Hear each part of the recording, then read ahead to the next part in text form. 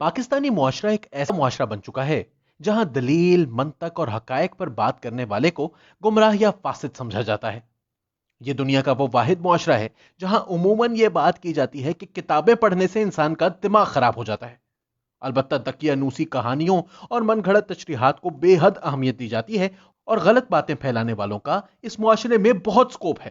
ہمارے اس معاشرے میں مولوی یا ملا کے کردار کو تو حرف تنقید ضرور بنایا جاتا ہے، مگر مولوی کی روایتی سوچ سے متبادل کوئی پڑھا لکھا اسکالر یا محقق دینی مسئلے کی عقلی دلیل دینے کی کوشش کرے تو اسے ملحد اور خارجی قرار دے دیا جاتا ہے۔ اسی تناظر میں ابن انشا نے شاید درست ہی لکھا تھا کہ دائروں کی کئی اقسام ہیں۔ ایک دائرہ اسلام کا بھی ہے، ایک زمانے میں اس میں لوگوں کو داخل کیا جاتا تھا، آج کل صرف خارج کیا جاتا ہے۔ ماضی میں قرآن و حدیث پر دسترس رکھنے والے ایسے بہت سے علماء کرام آئے جنہوں نے دین اسلام کی علمی اور عقلی تشریحات کی۔ ان کی وجہ سے بہت سے لوگ دائرہ اسلام میں داخل ہوئے۔ ان علماء کی دین کے لیے خدمات کا معترف سارا زمانہ ہے، مگر اپنے ہی ملک میں ان کے خلاف ایک روایتی اور نفرت انگیز سوچ کی حامل فوج تیار کی گئی۔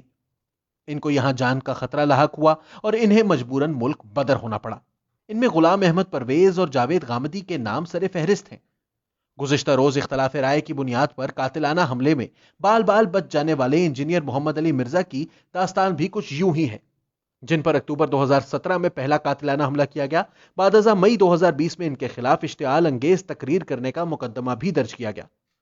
نفرتوں، تنگ نظری اور تعصبات سے بھرے اس معاشرے میں انجینئر محمد علی نے دین اسلام کی جدید سائنسی اور اجتہاد پر مبنی تشریح کر کے بہت سے روایتی مولویوں کی دکانیں بند کر دی ہیں۔ انجینئر محمد علی مرزا کا تعلق جہلم کے ایک متوسط گھرانے سے ہے۔ انہوں نے قرآن و حدیث کے علاوہ انجینئرنگ کی دنیاوی تعلیم بھی حاصل کی، ساتھ ہی ساتھ بہت سے اہم دینی، سیاسی اور سماجی مسائل پر ہزاروں کتابیں پڑھیں۔ جہلم میں قائم اپنے سینٹر میں نہ صرف وہ دینی بلکہ دنیاوی مسائل پر بھی قرآن، حدیث اور اسلامی تاریخ کا حوالہ دے کر اسلام کے بارے میں پیدا کی گئی غلط فہمیوں کو درست کرنے کی کوشش کرتے ہیں۔ ان کا لیکچر دینے کا انداز روایتی مولویوں کی بجائے جدید اور عقلی منطق پر مبنی ہے۔ یہی وجہ ہے کہ بہت کم عرصے میں ان کی تعلیمات سے متاثر ہونے والوں کی تعداد میں بے پناہ اضافہ دیکھنے میں آیا ہے۔ ان کے لیکچر سننے والا طبقہ پڑھا لکھا طبقہ سمجھا جاتا ہے۔ علاوہ ازیں ان کے یوٹیوب چینل کے سبسکرائبرز کی تعداد 14 لاکھ سے تجاوز کر چکی ہے۔ اپنے ایک لیکچر میں انہوں نے اس عزم کا اعادہ کیا کہ ان کا مقصد دین اسلام کی حقیقی اور عقلی منطق کے مطابق تشریح کر کے عوام کے سامنے لانا اور ان مولویوں کی دکانداری بند کرنا ہے جنہوں نے دین اسلام کو صرف اپنے فائدے کے لیے استعمال کیا۔ اس بات کا اظہار انہوں نے بارہا کیا کہ ان کا تعلق کسی بھی مسلک سے نہیں، بلکہ وہ ہر مسلک میں موجود مذہبی غلط فہمیوں پر بھرپور تنقید کرتے ہیں اور کرتے رہیں گے۔ وہ ہر جگہ یہ بات کرتے ہیں کہ نہ میں شیعہ، نہ میں وہابی، میں ہوں مسلم علمی کتابی۔ انجینئر محمد علی مرزا نے توہین رسالت کے قوانین کے غلط استعمال اور ہمارے معاشرے میں بڑھتے ہوئے خواتین کے مسائل پر متعدد لیکچرز دیے۔ آج کل بھی ان کے جس لیکچر پر ان کے خلاف شدید پروپیگنڈا جاری ہے وہ توہین مذہب سے متعلق قوانین سے متعلق ہی ہے۔ جاوید احمد غامدی صاحب کے بیٹے نے ایک جگہ سیمینار میں خطاب کیا، جو بندہ وہاں موجود تھا اس نے مجھے واقعہ خود سنایا۔ تو وہاں پہ وہ اس طرح کے ایشوز کو ڈسکس کر رہے تھے، سینسٹیو ٹاپکس کو نا۔ تو انہوں نے کہا کہ یہ جو فقہ حنفی میں گستاخی رسول کی سزا قتل کوئی نہیں ہے، اور یہ حقیقت بات ہے۔ ابھی تو مفتی تقی عثمانی صاحب کی آڈیو بھی لیک ہو گئی ہے نا، عمار خان ناصر نے چڑھا دی ہوئی ہے، زاہد الراشدی صاحب کے بیٹے نے۔ اور جب سلمان تحصیر والا ایشو ہوا تھا تو ان سے نجی محفل میں پوچھا گیا، انہوں نے کہا ہاں یہ بات تو صحیح ہے، فقہ حنفی میں تو گستاخی رسول کی سزا قتل نہیں ہے۔ اور وہ آڈیو لیک ہوگی، چڑھ گئی، پھر ان کو ہاتھ پاؤں پڑ گئے۔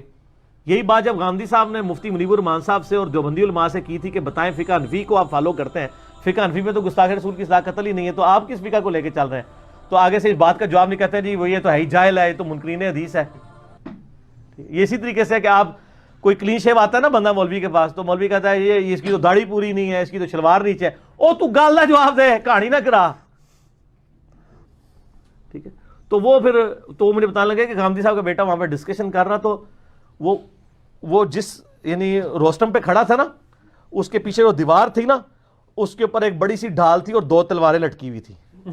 اور ایک تلوار والی جگہ دیکھو مولوی درس نہ دیا کرے جا کے۔ تو کہتا ہے وہ جب ڈسکشن شروع ہوئی، وہ کہتا ہے آڈینس میں سے ایک بندہ اٹھا اور وہ تلوار اتار کے اس کا گلا کاٹنے لگا کہ تو گستاخ رسول ہے۔ تو لوگوں نے اسے پکڑا بڑی مشکل سے۔ سر یہ رویے ہیں جو آپ نے پیدا کیے ہیں، جو آج ہم کہہ رہے ہیں جی ہمارا نام آ رہا ہے FATF میں۔ ہم بہت پہلے سے چیخ رہے تھے کہ خدا کے لیے نان سٹیٹ ایکٹرز کو روکیں ورنہ گلی گلی قتل عام ہوگا۔ ظاہر ہے جب جوڈیشری کی حکمرانی نہیں ہوگی اور مولویوں کی حکمرانی ہوگی تو پھر یہ تو کسی کو نہیں چھوڑیں گے سر. اور اللہ کا شکر ہے کہ ان کے ہاتھ میں حکومت نہیں آ رہی ہے, ورنہ آپ کیا سمجھتے ہیں کہ ایک فرقے کے ہاتھ میں حکومت آ جائے وہ دوسرے والے کو چھوڑے گا؟ ناٹ ایٹ آل, کبھی نہیں چھوڑے گا. لہٰذا اگر آپ کی دعائیں قبول نہیں نہ ہوتی کہ مذہبی جماعتوں کی حکومت نہیں آ رہی تو اللہ کا شکر ادا کریں گے دعائیں قبول نہیں ہو رہی ہیں, ورنہ سب سے پہلے آپ کی زندگی یہ جیرن کر دیں گے. صحیح بات ہے. عورت مارچ کے متعلق گفتگو کرتے ہوئے ان کا کہنا تھا کہ یہ برِ صغیر معاشرے کی تلخ حقیقت ہے کہ یہاں عورتوں کو پاؤں کی جوتی بنا کر رکھا جاتا ہے. اسی ویڈیو میں انہوں نے مذہبی علماء پر سخت تنقید کی اور معاشرے میں عورتوں کو جائیداد میں حق نہ دینے, مارنے پیٹنے اور تیزاب کے حملوں پر بھی کھل کر بات کی. خواتین کے حقوق سے متعلق ان کی ایک ویڈیو جو چند برس پہلے بہت مقبول ہوئی, اس کا ایک حصہ ملاحظہ کیجیے. اگر بیوی اپنے شوہر سے الگ گھر کا تقاضا کرے جبکہ اس کے والدین حیات ہوں تو مرد اس میں کیا کرے پھر شریعت کی روح سکتا ہے؟ ٹھیک ہے, الگ گھر لے نا, الگ گھر لے اور ایسی جگہ پہ لے کہ جہاں پہ وہ اپنے ماں باپ کی خدمت کرتا رہے. اس کے ماں باپ کی خدمت اس کی بیوی پتہ نہیں ہے, بیوی کے گٹے گوڈے پکڑ کے کروا لے تو لادہ بات ہے, اس کے اوپر ہے تو کوئی نہیں ہے. ٹھیک ہے نا جی, وہ اخلاقاً نہیں کرے گی تو کرے گی. لیکن اگر شوہر اس اپنی بیوی کو حکم دے کہ میرے ماں باپ کی خدمت کرنی ہے تو وہ کیا اس حکم کوئی حکم واجب نہیں ہے جی. ٹھیک, حکم کیسے دے سکتا ہے؟ اس کا جواب یہ ہے کہ اگر بیوی خاوند کو حکم دے کہ جا کے میرے ماں باپ کے جا کے پاؤں دبا, تو پھر کیا ہوگا؟ یہ سوال تو آج تک کسی نے نہیں کیا. سوال تو یہ بھی بنتا ہے نا. اس کا جواب جو خاوند دے گا نا اس کو کہا جائے گا تیرے بیوی والے کا بھی یہی جواب ہے جو تو جواب خود اپنے لیے پسند کرتا ہے. خاوند تو کفیل ہے نا خود اس کا. سر کفیل وہ احسان نہیں کر رہا, اس کو اللہ نے کفیل رکھا ہے, ورنہ جائے چھوڑ دے بیوی کو.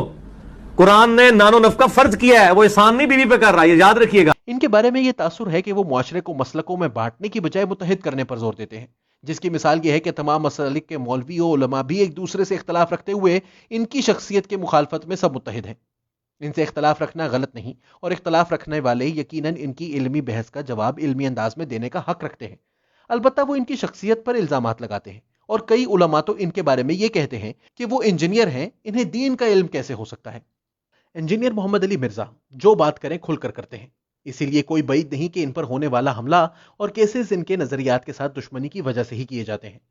ایسے معاشرے میں جہاں علمی اختلاف کرنے کی روایت ہی سرے سے موجود نہ ہو, جذباتی انداز کلام اور دوسرے مسالک کے لوگوں کو کافر کافر کہنے کو علم کی دلیل سمجھا جاتا ہو, وہاں سائنسی انداز میں اختلاف کرنے والے محمد علی مرزا یقیناً ایک الگ طرح کے انسان ہیں.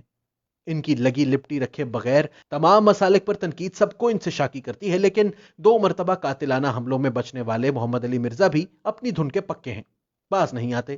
ان کا علم یقیناً لامحدود نہیں, وہ غلطی کر سکتے ہیں اور یقیناً کرتے بھی ہوں گے, لیکن اس کا جواب علمی نہ ہو, ان پر حملے کیے جائیں تو یہ دہشت گردی ہے, اور ریاست کی اس معاملے پر خاموشی اس کی کمزوری کو عیاں کرتی ہے.